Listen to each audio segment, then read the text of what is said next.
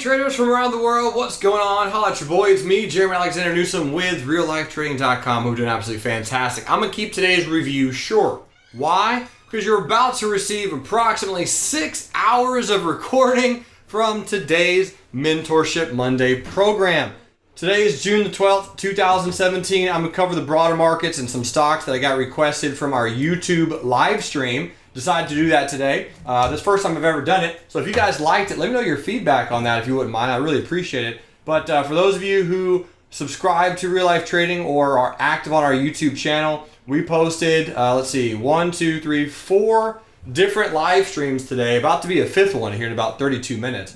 And I think a lot of traders got really hyped up about that opportunity. So that was really fun.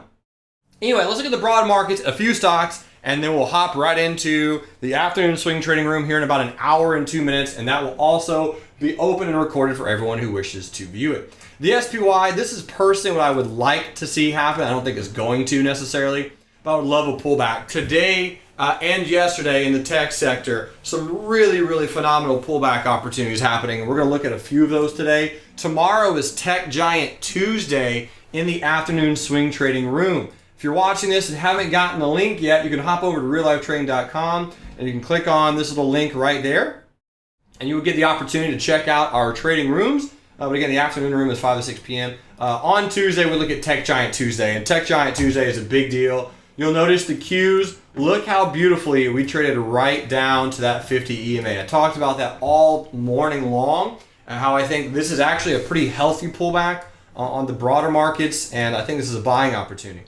So you'll notice here on Friday, I drew this little pink squiggle, drawing that I anticipate us to roll over one more time and then bounce. I think that's kind of in the progress of happening. Here's the IWM.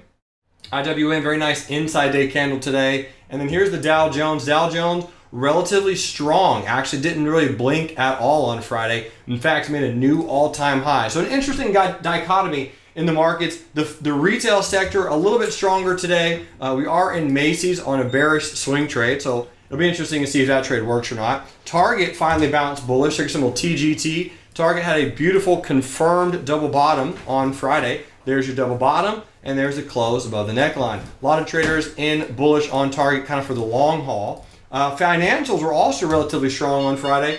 There's the close of the market. FAS had a nice breakout candle on Thursday, and we had even a better continuation on Friday. So FAS, really good resistance. Now this is the 3X Bull ETF for the financial sector, and just expecting and anticipating FAS to probably pull back, retest, and get a little bit of a bounce, more than likely. But at this particular point in time, it looks pretty toasty, and I like to see it kind of go higher. So JP Morgan, a lot of you said, hey Newsom, but you had a bear put spread, head and shoulders on JP Morgan. Yep, probably going to lose on this trade, but it won't happen until July. So the good news is I believe this is over earnings. So there's still a chance that I might make a little something on that, but I'm doubting it. It's not looking that great at this point.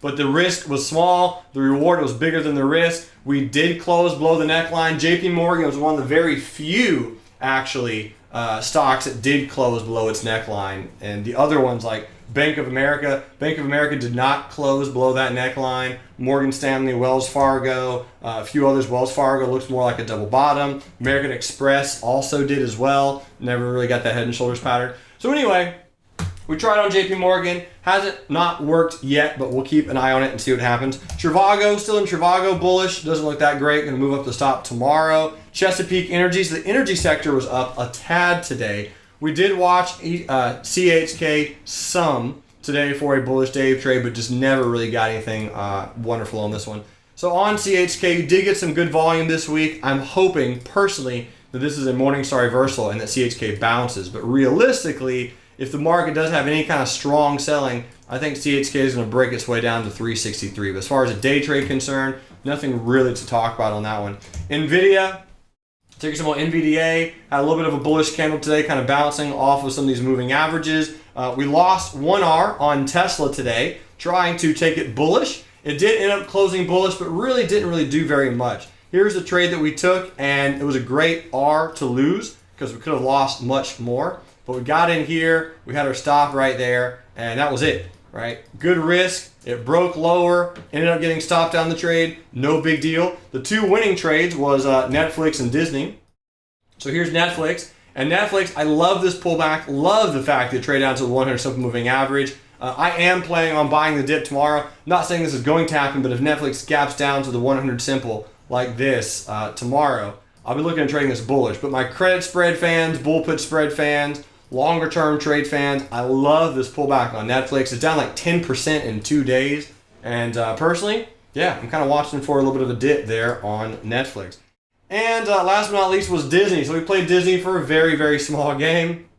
Disney bounced off the 200 simple moving average on Friday. And you'll notice had a very, very small gap, but it was a retest gap today. And here's how we played it. This was the 15-minute chart. 15-minute chart, it broke out of resistance. We bought the pullback right there. We had our stop down there. We ended up moving up our stop and just got out for a very small profit. So if you traded Disney and Tesla and Netflix today, overall on the Monday, Mentorship Monday day, we did lose small, so down about 0.6 R overall in the day, but that's a phenomenal statistic because a lot of traders, when they do day trade, they oftentimes, when they're wrong really, really big. So my objective, help each and every one of you be wrong, but be wrong gracefully, be wrong small, lose less money than you make, and mathematically, you will make money.